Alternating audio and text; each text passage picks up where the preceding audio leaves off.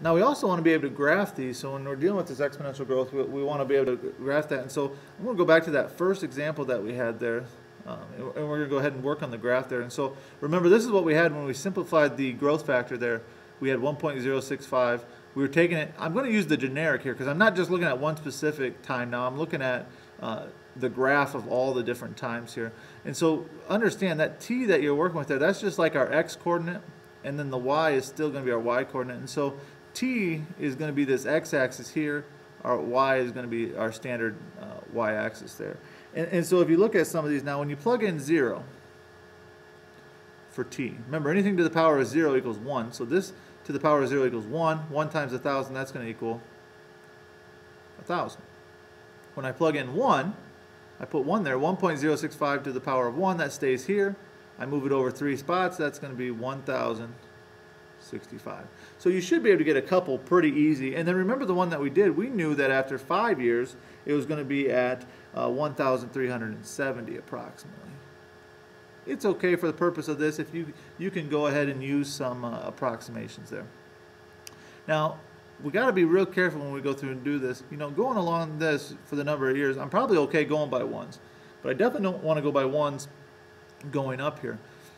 And so what I might do here, I'm thinking I'm going to put actually a little break in there. And then what I'm going to do is I'm going to call this 1,000. And then what I'm going to do is I'm going to go by hundreds. That way we can see kind of what this is doing. And I'm going to go ahead and stop there. And so going across the bottom here, these are just going by ones all the way across. So I go to plot my points, 0, 1,000, and so that's going to be right here. 1, at 1 it's at 1065, so you know, more than 1,000 there, more than halfway, so right in this area right here. And then now at 5 years though, it's all the way up at 1370, so again it's over 1,300, over 1,300 and a half.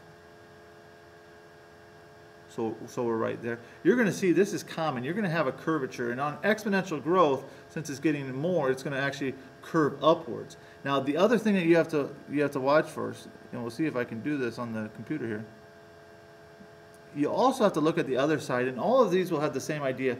They're going to get really small. When we start having negative exponents, remember, negative exponents create really small numbers. So I'm going to be taking 1,000, I'm going to be taking it times these really small numbers.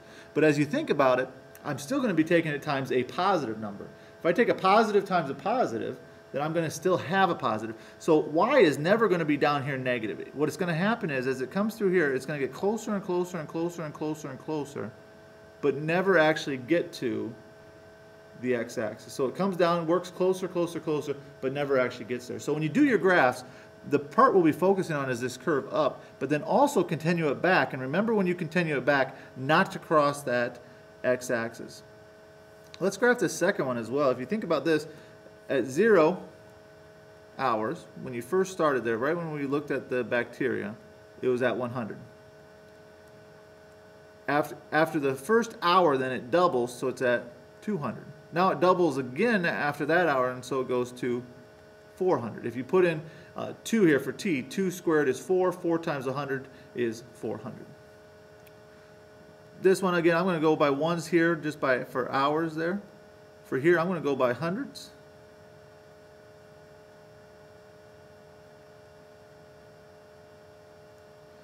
After 0 hours, it was at 100.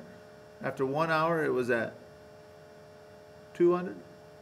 And after 2 hours, it was at 400. Again, you can see here, it's a pretty rapid growth here because it's doubling.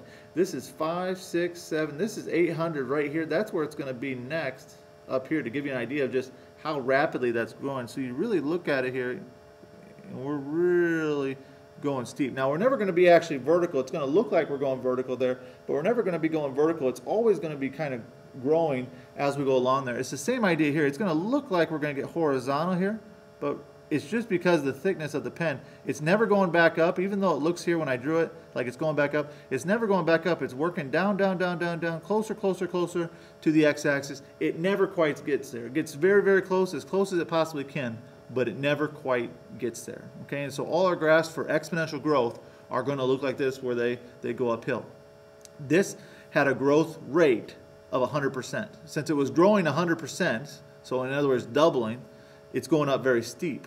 This had a rate of 6.5%, much smaller. So you can see it's a lot less steep there, and so that's what's going to affect the steepness, is whatever that rate is. Go ahead and end on a little joke here as usual, and so I want to talk about the peanut that went into the bar. And so I don't know if you guys heard this, but a peanut went into the bar. It was assaulted.